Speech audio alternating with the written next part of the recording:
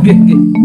Anu Pak, kula ngrepoti jenengan sing bab masalah kula pengin pirsa apa to sing maksudnya jamasan itu apa sih? Seperti tadi yang saya katakan, jamasan itu kan jamas istilahnya mandi, mencuci, nah itu. Jadi istilahnya dijamas itu artinya dicuci, dibersihkan. Secara umum seperti itu. Ya kenapa satu bentuk pusaka serupa keris butuh dijamas kan? Ya, ini bagian dari perawatan sebenarnya. Dan juga menghargai satu benda yang dimiliki. Jadi ada istilahnya niatan ngeman. Jadi seperti itu. Kalau kita punya barang tidak dirawat kan sayang sekali. Dan itu ya tentu kita kita menyia-nyiakan benda milik kita sendiri seperti itu. Misalnya jamasan sendiri berlaku untuk barang apa kan? Pusaka macam apa? Yang dipusakakan biasanya itu yang istilahnya pusaka yang boleh jadi yang keramat juga begitu. Ya. Kalau di mana-mana tidak hanya sebatas pusaka keris tumbak ini. Kalau di keraton ada meriam juga dijamas seperti itu. Nggih. Apakah jamasan itu harus diwajibkan setahun sekali? Atau memang waktu-waktu tertentu aja ketika kita kretek untuk mengeluarkan pusaka itu baru dikeluarkan atau gimana? Itu tergantung dari keilmuan seseorang. Kalau secara umum orang itu mengacu pada yang spektakuler, yang besar seperti yang dilakukan di keraton. 1 tahun sekali dan itu bulannya ditentukan. Tapi hakikatnya kalau seperti pusaka seperti ini, jamasan itu paling tidak istilahnya mulosani dalam bahasa. Mulosani itu ya termasuk meminyaki dan memberi warangan. Itu 1 bulan sekali. Itu bagi pemilik pusaka. Iya. Pakemnya ngoten. Ya, pakemnya seperti itu. Jadi dan itu sesuai dengan dapur atau bentuk pusakanya sendiri-sendiri.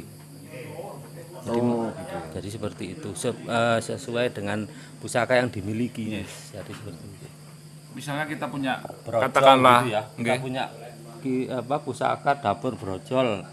Nah itu ndak sembarangan hari kita tuh memberi minyak atau memberikan warangan atau menjamas seperti itu. Lah kok pirsa saking pundi, Pak? Ada pakemnya. Ada pakemnya. Ada pakemnya, ada kan. Iya. Bukan berarti ada satu bahasa tembung namanya tayuh itu mboten. Istilahnya kalau nayuh itu beda ilmu sudah. Tapi artinya menurut panjenengan ada nggak satu pahatan bahwa sebenarnya benda-benda ini, pusaka-pusaka ini bisa memberikan mentransformasi informasi kepada pemiliknya atau orang lain? Kalau dari keris itu ada, karena di situ disimbolkan mulai dari warangka, kemudian pamor, ricikan, itu sebenarnya informasi itu mas. Jadi misalnya kalau kita tahu gonjo yang paling bawah itu istilahnya dalam ilmu kiroto keris itu ada maknanya. Itu kan informasi. Apa informasi itu ketuhanan, tauhid. Seperti itu. Kalau digali ya luas. Luas ya, termasuk tangguhnya juga bisa kebaca dari gonjo juga. Itu ada 2. Yang eksoteri dan isoteri. Yang seperti itu, Mas. Semuanya harus berangkat dari eksoteri supaya tidak salah paham. Dasarnya harus ya eksoterinya. Kalau langsung isoterinya kata orang dulu gak kuat iso gendong. Selain itu banyak juga kejadian kalau kita lebih melihat ke esoteri, akhirnya untuk penggemar keris baru itu sering keblondrok. Iya. Jadi keris-keris baru itu yang ada esoteri memang karena dibikin dari keris-keris bahan keris lama. Ada sebenarnya. Itu ada esoterinya, cuman garapan baru. Nah, makanya di situ sering pemain keris penggemar keris pemula itu sering keblondrok dari situ. Kembali lagi pada keyakinan dan kepercayaan kita, Mas. Jadi kalau kita yakin seperti yang dikatakan oleh tadi, ya tidak menutup kemungkinan untuk istilahnya itu eh, terwujud apa yang kita yakini gitu. Seperti itu. Terus kan ini Jamasan itu apakah berlaku kepada pusaka-pusaka buatan era baru atau Kamardikan? Semuanya Mas. Semuanya? Jadi, ya semuanya. Jadi yang terutama yang ekstra istilahnya hati-hati, kemudian ekstra istilahnya lebih jeli itu pusaka peninggalan dahulu. Jadi karena kan di situ rawan juga Karena kondisinya, fisiknya dan lain-lain itu kalau salah merawat, kalau pusaka baru pun boleh ya dirawat bisa. tapi artinya akan menjadi lebih hati-hati, lebih Ya. sangat pakai aturan pakem Ya. kalau bila mana pusaka itu memang pusaka peninggalan gitu Pak ya. Enggak, Daripada harus. Semuanya. Ya diperlakukan sama. Pokoknya iya. Diperlakukan. Senjata tadi saya Gigi. gambarkan Meriam senapan mungkin, ya. senapan ya, tentara. Itu pun harus dibersihkan juga kan. Betul, ya. Seperti itu. Semua yang kita miliki itu perawatan itu penting. Jadi itu. Ya ini makanya istilah saya katakan ini ajaran leluhur yang sangat mengandung filsafat yang tinggi. Sangat tinggi. Kalau kita mau gali ya seperti ini. Bisa digunakan sampai kapanpun. Siap, siap. Ilmunya itu. Yang sangat menarik tadi kan, yang baru saya dengar ya, apa namanya, untuk meminyaki atau merawat pusaka itu ditentukan dapur, jadi sesuai dapurnya. Itu yang baru saya dengar. Itu berarti ketika kita memegang, ketika kita punya katakanlah 7 pusaka yang berbeda dapur, itu beda-beda hari tentunya. Harusnya gitu ya. Oh, iya. Beda-beda hari. Itu ada ya di Ada pakemnya ada. pakemnya ya. Iya. Saya lupa bawa.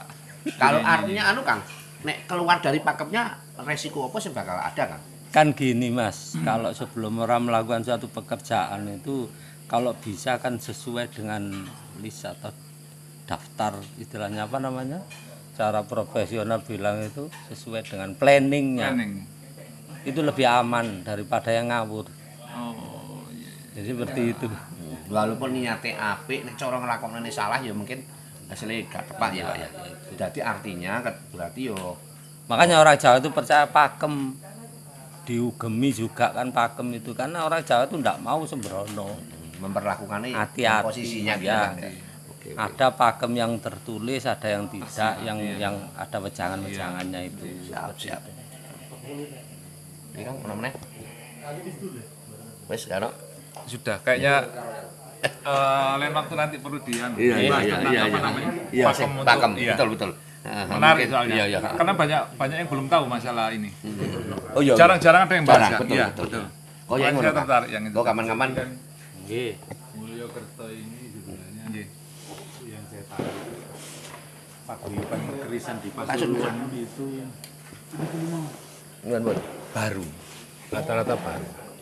Jadi kalau penghobinya ya tadi disampaikan sama Abang, kalau penghobi pusakanya itu memang Langsung. seperti saya baru mulai 2008. Iya, iya. Mas Agung ini mulai 2004, Mas Agung. Itu maksudnya baru bergabung atau baru Baru senangnya, seneng ini baru pusaka? senangnya Oh. pusaka, Tosanaji. Abah Utoyo ini 20 tahun yang lalu tuh pusakanya banyak. Iya. Terus sempat dilepas semua. Oh, tak. Dilepas semua. Gus Khalil ini dulu juga pewanya. Iya, iya, iya. Itu Dilepas sudah semua. viral itu kalau kalau punya ribuan pusaka itu. Dari dulu. Dulu pusakanya banyak. Terus kemudian beliau demen lagi itu 3 tahun ini. 3 tahun ini seusia Mulyokerto ini. Jadi sebenarnya di Pasuruan itu geliat penghobi pusaka sehingga terbentuk sebuah paguyuban itu mulai 2015. 2015 itu ada namanya Satrio Suropati. Itu paguyuban pertama yang saya tahu di Pasuruan dan sempat mengadakan pameran di kota. Di kota itu sebuah kafe itu ada pameran di luar. Waktu itu saya dapat undangan dari teman di sini. Akhirnya berangkat dari situ teman-teman wilayah Perigen dan sekitarnya ini atas inisiasi Mas Tirta yang sekarang bendaharanya Mulyokerto itu, Mas coba gawe Mas paguyuban. Akhirnya buat grup WA. Grup WA belum ada namanya. Waktu itu sempat jebret. Nah, jebret. Nah, jebret Tahun ini berapa Mas? Waktu pertama kali ada ide gagasan untuk 2019. 2019. Oh, baru berarti. Baru. Ya, makanya di Pasuruan ini paguyuban itu ada 5 kalau tidak salah. Yang pertama Satrio Suropati, kemudian Mulyokerto, kemudian Pusaka Pasuruan ini cuwilane Satrio Suropati. Adiluhung ini baru saja karena setelah tidak dari PBN waktu itu Mas Rausid itu waktu itu ketua PBN, terus PBN-nya tidak tahu Upartawa mendirikan Adiluhung ketika beliaunya sudah jadi PNS mutasi ke Pasuruan. Nah, tapi satu-satunya paguyuban perkerisan yang sudah ber-SK Menkum namanya Mulyokerto. Nah, Oh, iya. 2019. Sudah memiliki badan hukum ya? Iya, sudah. Jadi satu-satunya di Pasuruan yang berbadan hukum masih Mulyokerto, MAPN. Legalitas kita jadi. Iya. Sudah lah, semangat teman-teman ini karena dari berbagai macam profesi sehingga semangat belajarnya luar biasa. Seperti yang disampaikan Pak Anang ini, Pak Guru juga di RS Anang ini. Lah beliau ini punya pakem yang mana pusaka dengan dapur tertentu itu misalkan apa tadi namanya minyakinya Pak ya. Penanganannya. Nah itu tiap hari ini pasaran ini. Pusaka ini hari ini Pak di-share di grup biasanya. Dan diskusi kita itu setiap hari rame di Mulyokerto itu. Itu Dan yang belum pernah ke blog di karena gini, karena di Mulyokerto tadi itu yang profesi pedagang itu sedikit, sehingga tingkat ketersinggungannya minim. Kalau paguyuban, sebuah paguyuban yang di situ banyak pedagang yang dalam tanda petik pangupo jiwanya di situ, itu sulit mau berkata jujur. Nah, kan berarti kate ngomong ini gak enak. Contoh. Sekarang itu banyak sekali keris lurus yang dilukkan. benar. Dan itu pun bersertifikat. Fatalnya. Lah ini dibahas di Mulyokerto. Kurang ajar. Jadi selama 3 tahun ini perjalanan Mulyokerto, pembelajarannya seperti halnya saya belajar 15 tahun. Ada Mas Agung yang selalu belajar, ini sekretarisnya, Mas Santo ketuanya, Pak ini pembinanya, Gus Kolil pembinanya, Pak Anang ini juga pembinanya.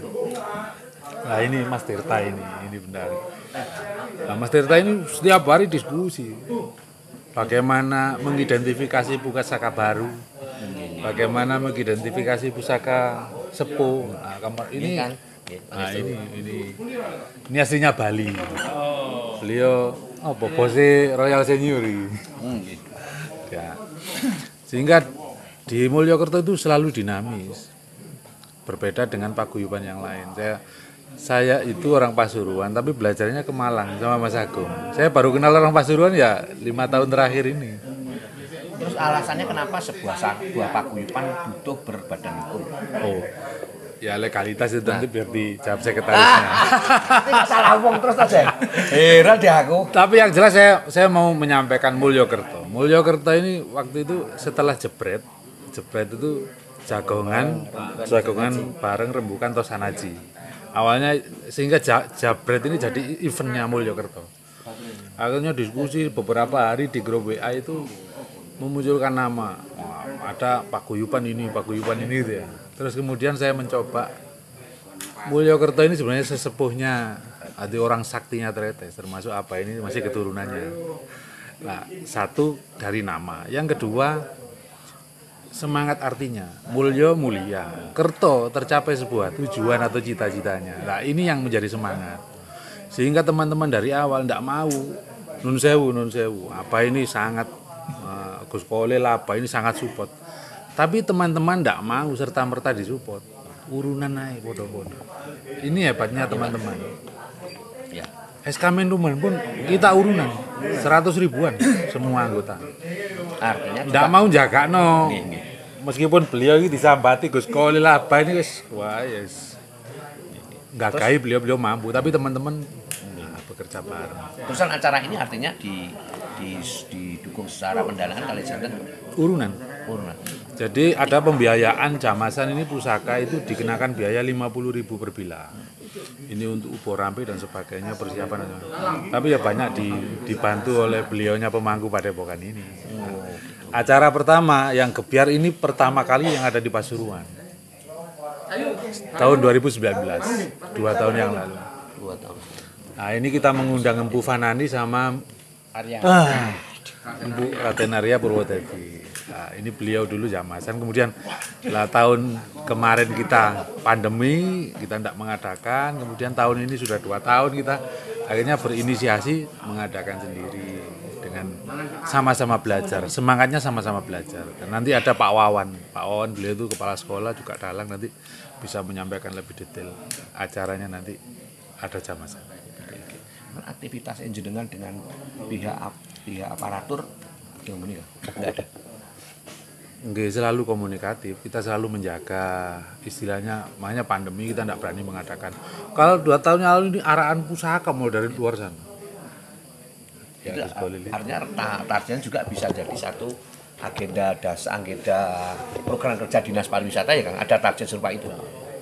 Yang jelas ada nanti ada gitu, komunikasi. Nah, ini bentuk dokumentasi ini jelas sangat berharga buat panjenengan Kang ya. Karena jilin ini menghadapi para mereka ini ora ono arsip Ini gitu. beliau ini kan juga kepala dinas. Wah, ya wis Pak. Jadi ini Wah, ya wis tambahin. saya lepas dari konteks pekerjaan saya. Ya, memang kami berharap teman-teman ada kepedulian dari pemerintah. Ya, satu, yang kedua, pemerintah ya sekali-kali melihatlah bahwa kita punya aktivitas teman-teman pelestari seni budaya secara umum ya, pelestari seni budaya di Kabupaten Pasuruan ini.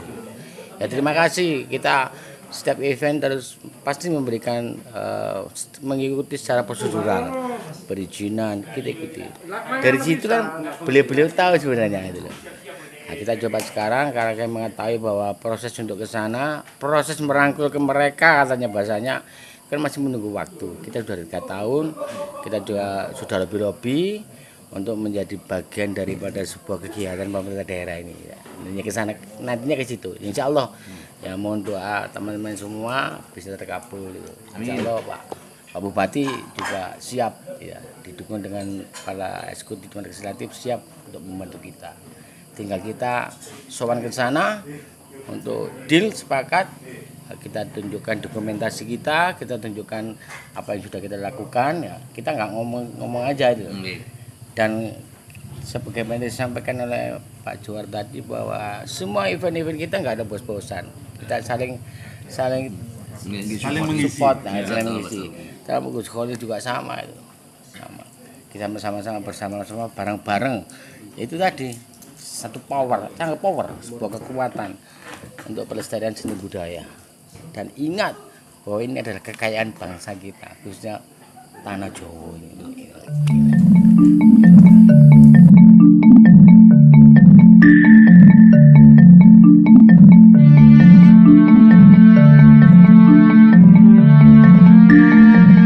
Ini hebatnya Gus Khalil itu. Kalau tidak tahu ya tidak tahu.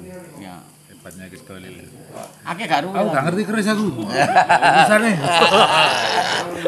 Tapi lah sakti aku.